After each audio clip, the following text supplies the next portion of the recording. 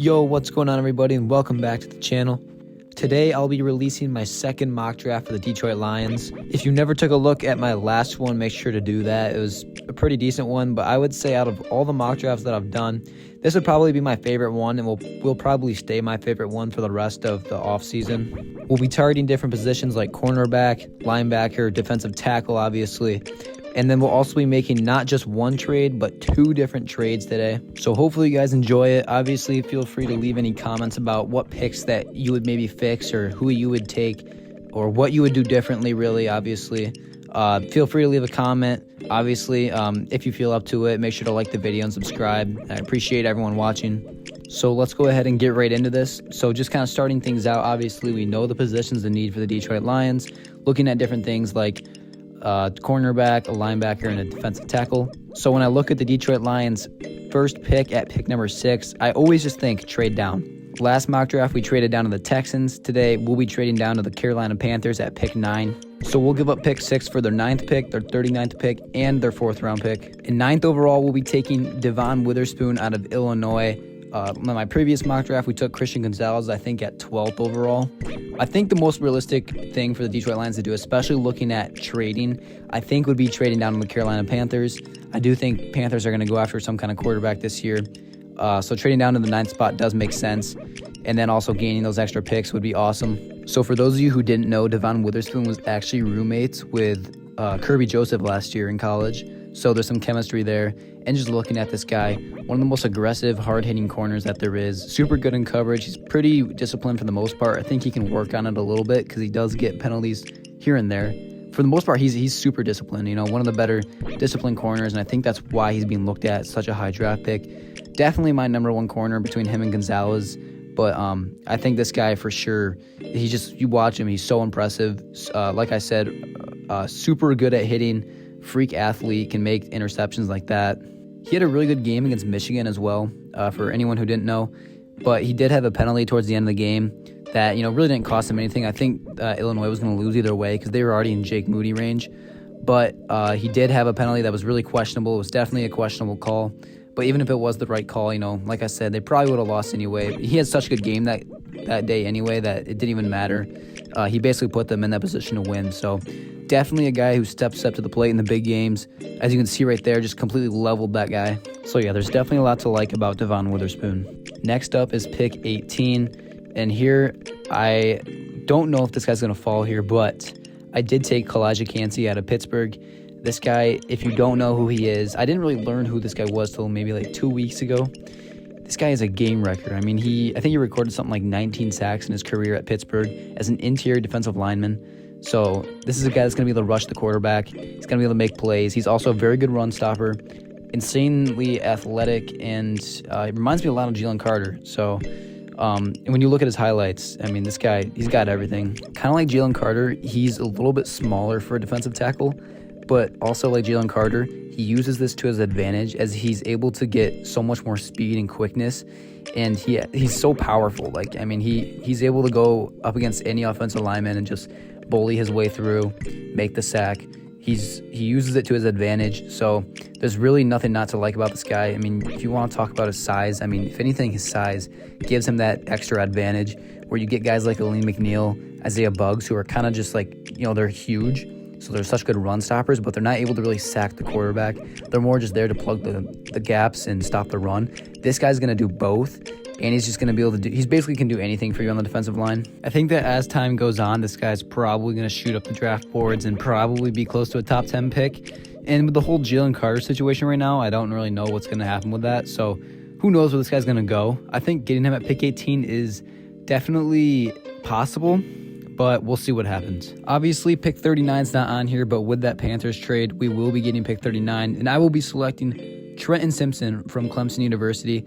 And I've had this guy in my previous mock draft. I've done a video on linebackers. This guy is definitely my number 1 favorite linebacker in this year's draft. And I know a lot of people are interested in getting Bobby Wagner or just some kind of free agent linebacker, which I'm okay with. But personally, I would love to bring in another rookie and an athletic freak like this who has 4.3 speed, can drop back in coverage. He's a maniac out there. This guy's really fun to watch, and I do think he's got so much upside as well. He was being looked at as being a first-round pick, which he could still be, but the more I look at it, the more I see him slipping into the mid-second round. So I think pick 39 is the perfect spot to get him. And in my previous mock draft, I had us taking him at pick 18, which now is looking like it might be early. And personally, I'd be fine with taking this guy at 18. But if he did slip into the second round and we did trade down and got that 39th pick, this would be a perfect spot to get this dude. So obviously I included this guy on this mock draft because I got him at 18 last time. Now I'm getting him at 39, which is probably more realistic now looking at it a few weeks later. But either way, he could go first round still, and I'm just so in love with this guy. I really want to see him in a Detroit Lions uniform with all that speed, athleticism, and upside. Obviously, if he can work on something, it would be the IQ level, which I think in the pros, I really do think the IQ level is going to come around. Now we move on to pick 48, and we all know that Brad Holmes loves those draft day trades. So I will be trading with the Los Angeles Rams, and I'm sure some of you guys already know where this is going. So trading with the Rams, we'll be acquiring Jalen Ramsey for the 48th overall pick in the 2023 NFL Draft. So the Detroit Lions are definitely the front runner, I'd say, right now to get Jalen Ramsey. And what's really been pissing me off is I've seen these Lions fans saying, oh, I don't want Jalen Ramsey. He's going to be a bad guy in the locker room. He's a diva, all this. And that's just the most, bullshit things I've ever heard. And I personally do think that this guy is a true leader. I mean, he's a team captain. He cares about his team so much. And just because, he gets into random fights with DK Metcalf and he's super competitive does not mean this guy's a diva. This guy is a top 3 corner in the NFL. And he's been a top 3 corner in the NFL for the last 4 or 5 years now.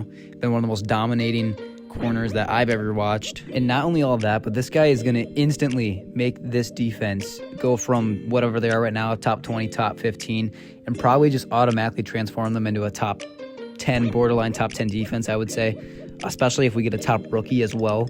So this guy would it would be amazing for the Detroit Lions to get. I think that this would improve our defense so much and help us out in every way possible. It also adds a true veteran presence onto the Detroit Lions defense, which we don't really have a lot of. We have guys like Alex Anzalone, for the linebackers, but you look at the cornerback spot, you really don't have anyone who's a true, veteran. So adding a guy like this who can kind of teach the younger guys and just be a menace on defense and be that guy that is so competitive and wants to play and wants to win, I just think would be an amazing deal for the Lions. I mean, let me know what you guys think about the whole trade deal, especially only having to give up a second round and a fourth round. To me, that's a deal. I couldn't see why we wouldn't want to get this guy. He's one of the best in the league, and he would improve this defense so much. So now that we've already filled every position that we need so far on defense, it's time to move on to the more fun picks. Looking at the offensive side, we do need a backup quarterback, so I'll be taking Hendon Hooker with the 55th overall pick. I'm going to stop doing highlights from here on out just to kind of shorten the video. My last mock draft went over 20 minutes, so I'd like to kind of shorten it a little bit. So I'm going to stop doing highlights, even though I would love to include this guy's highlights because he's got so many insane highlights. Go and check him out, obviously, if you haven't already. I'm sure a lot of you have, but this guy is a legitimate candidate to get drafted by the Detroit Lions, for a backup quarterback who could end up starting later on in his career. He obviously does have that age factor, which is his only disadvantage in my book. He's maybe a little injury prone. Personally, I don't really think he is, but either way, you look at this guy, he only threw 2 picks all year. He was a Heisman candidate all the way up till he got injured. He took down Alabama. He had just the most insane stats. I mean, there's so much to like about this dude. If you want to hear what my player comp is, it would probably be Geno Smith, but obviously a lot younger and a lot more mobile. And honestly, maybe even more accurate. This guy had one of the highest accuracy, completion percentage, whatever you want to call it, in college football as well, if you didn't know. So that's also really insane. So this guy is just, I know he was on a high-flying offense, but he elevated Tennessee to the next level and made them what they were. And that is also why they should have made the playoff. If he would have never got hurt, I can almost guarantee you Tennessee would have made the playoff. But yeah, I would say he's got a lot more of a higher ceiling than Geno Smith, but that would probably be my player comp. Now we'll move to the third round where, I kind of had an idea of who I wanted to take, so that's exactly who we're going to take. Last mock draft, we took Jair Brown out of Penn State, but now we'll be taking Jordan Battle out of Alabama University. The Bama boy himself, Jordan Battle, offers so much.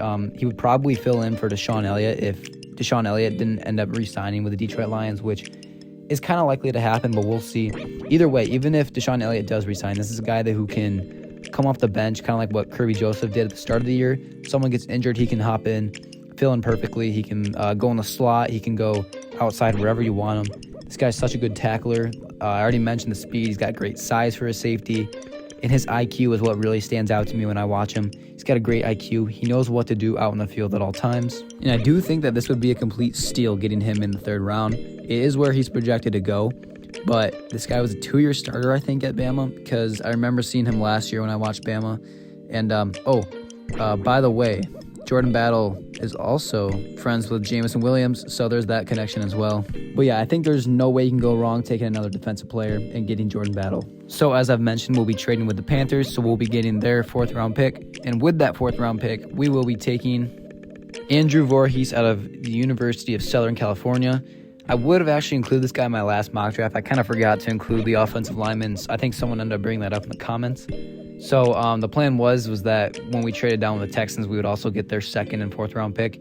So I was going to take him with the 4th round pick, but I forgot.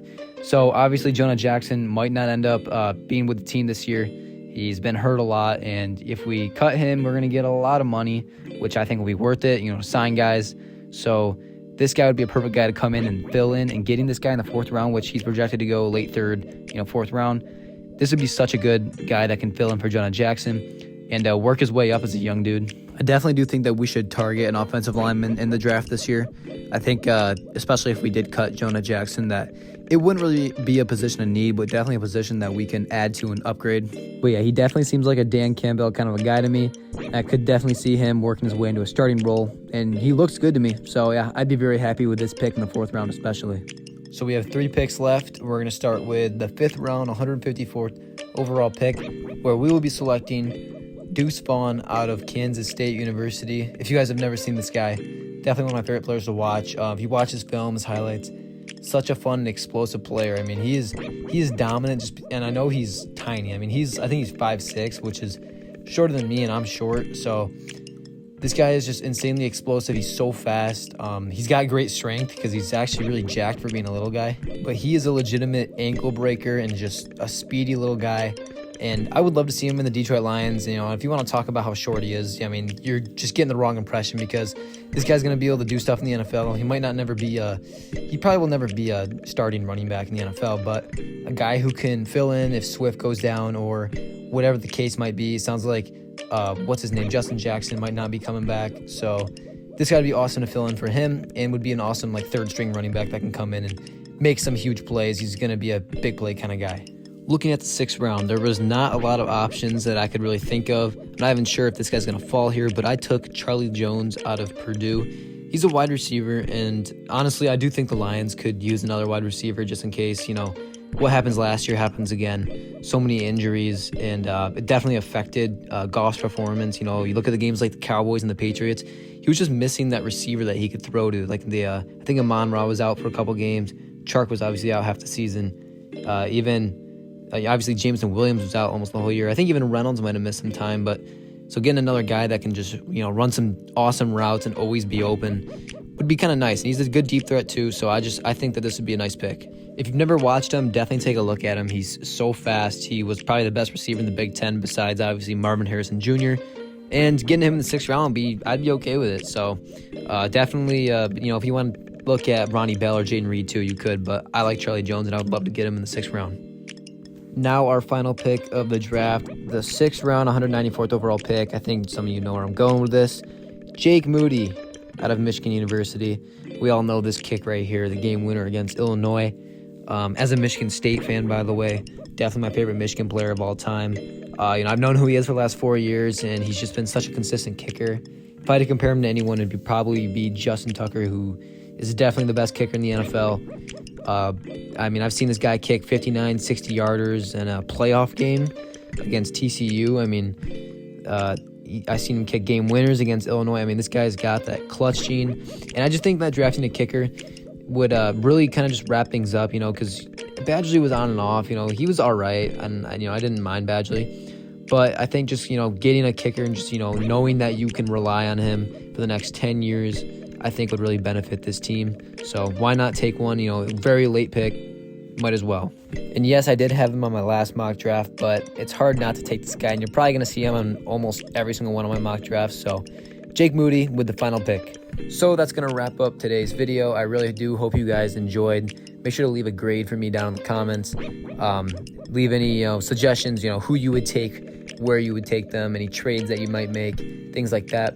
Hopefully you guys enjoy the picks. Obviously, we got all those positions in need, like the cornerback, the linebacker, the D-line, backup quarterback, whatever you want. So hopefully you guys enjoyed all the picks. I really like this mock draft, and I'll try and come out with a couple more before the NFL draft. But yeah, thank you guys so much for watching. I really do appreciate it. Make sure to leave a like, comment, and subscribe if you will. And see you guys soon.